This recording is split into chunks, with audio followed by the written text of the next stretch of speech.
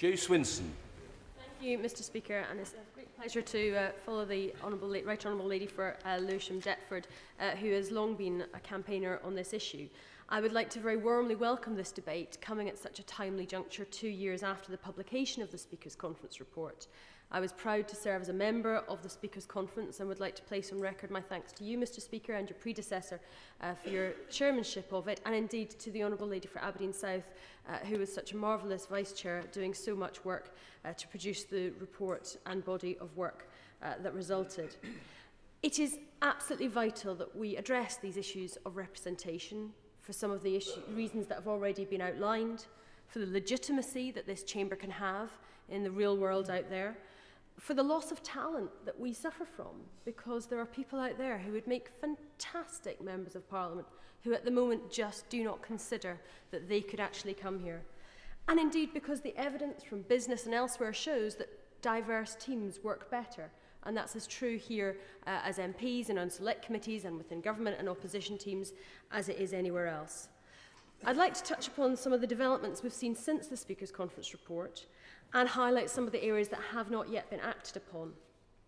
A few members have talked already about the issue of the background of members coming into this place, which in 1979, 3% of people had come from a political organiser background, and that has risen to 14% in 2010.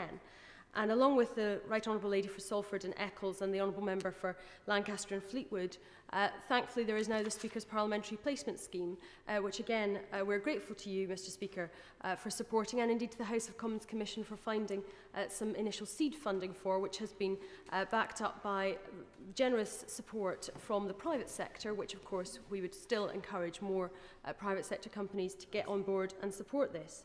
And what this is enabling us to do is to open up internships and parliamentary placements to people who would not have the means otherwise to come here and experience working in Parliament. And hopefully some of these individuals will go on to work in different roles within politics, and indeed I look forward to the day when one of them sits on these green benches. And I am fortunate to be participating in the scheme and have a wonderful young woman, Nairi Barrett-Hendricks, who is bright and is personable and is hugely enthusiastic, but would just never have had the opportunity to come and work in Parliament otherwise.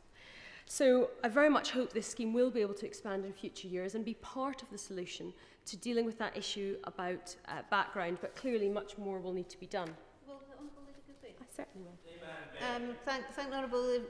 I wonder if she would also pay tribute to organisations such as Operation Black Vote, who do a very similar thing to again get the experience to people who might then consider standing for Parliament. The Honourable Lady makes a very good point, and I certainly would pay tribute to Operation Black Vote, who I've also worked with in previous years and had people shadowing me, as I know many other members have. There has been a lot of progress that we should celebrate. So recommendation 56, that civil partnership ceremonies should be allowed to be held in the House, has been actioned, and indeed I think the member for Rhondda was perhaps the first to take advantage of that change. Recommendation, no, perhaps not the first. Indeed, there's been several, which is great. Recommendation 51 has been implemented, which is about having a nursery and a creche within the House of Commons, and that is used by many members I know and is very welcome. Even IPSA, who don't always get a good reputation within this House, they have implemented Recommendation 52, which allows members to take part of their salary in the form of childcare vouchers, which had long been open to other members of House staff, but not previously to MPs. There has been progress through the coalition agreement about the establishment of a Disability Democracy Fund, but I hope the Minister might be able to say more in her remarks about where exactly that has got to. I know there was a consultation last year, and it would be good to know when in particular this will actually come into fruition. Also, the recommendation that Section 141 of the Mental Health Act should be abolished to prevent that discrimination for members who have mental health problems and had been sectioned not being able to retain their seats. And I understand there is a private member's bill in the other place on this issue, but again I would welcome any response from the government about their commitment to this issue. I'll certainly give way to Mondo.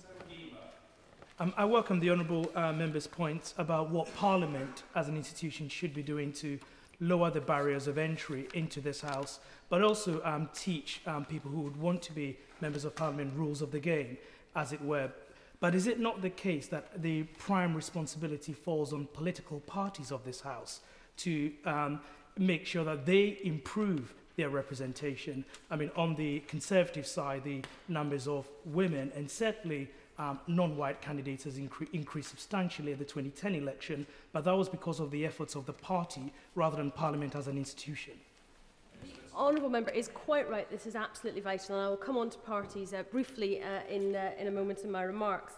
On other issues, there has been less good progress, shall I say, on the recommendations.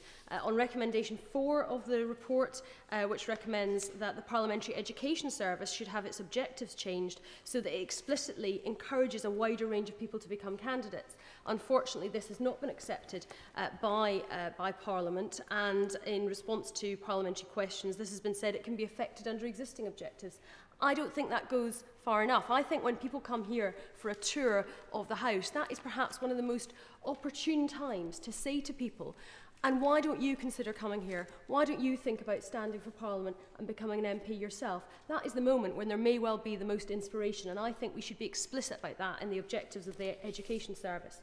And as the Honourable Lady touched on from Aberdeen South, recommendation 25 about political parties being honest and publishing exactly where they're at in terms of candidate selections and having that data, that monitoring data in the public domain so that researchers can analyse it and use that to show where some of the issues are, that still has to be actioned by all of the parties, although some have made more progress than others. And I hope that today's debate might encourage some more movement on that, although I do also think we should congratulate the Honourable Lady for managing to say something positive about the Deputy Prime Minister. I hope she didn't find it too difficult, but I'm very delighted that he has responded in full to her letter. I certainly will give way. I'm grateful to the Honourable Member, I couldn't resist it. She'll be aware that the Speaker's Parliamentary Placement Scheme has actually been included by the Deputy Prime Minister in the Coalition's social mobility strategy. On that basis, would she agree that if the Government wishes to take some credit for it, perhaps they might also consider making some financial contribution? Honourable Lady puts her point very eloquently as usual, and in fact I believe there's an event this evening about the social mobility strategy, and I may well have the opportunity to bend the ear of individuals on that. I'd just like to mention a little bit about the Liberal Democrats and what we've been doing, because I do accept the Honourable Lady's points that it is not enough and it is not good enough, the representation that we have. I've been working for 10 years on this issue within the party with some success, but I would like to say equality guarantees are not always guarantees. In the last Parliament, half of the seats where Lib Dem MPs stood down selected women candidates without any positive discrimination mechanisms, but that did not result in those individuals getting elected to this place, and that is certainly one of the difficulties sometimes with the measures that can be implemented. But I am looking forward this weekend. I am attending on Sunday a weekend of the Candidate Leadership Programme to meet with these 40 inspiring candidates whose biographies I've read, and I'm sure that that will help to yield results for the future. But I would just like to finish, Mr. Speaker, by saying what next. And there's 2 points I would make briefly because I know time is pressing. Firstly, recommendation 54 of the Speakers' Conference urges changes in the sitting hours. And this House collectively has the chance to do something about that in the next few months when the Procedure Committee report comes to the House for debate. And I very much hope that honourable members will bear that in mind and vote accordingly.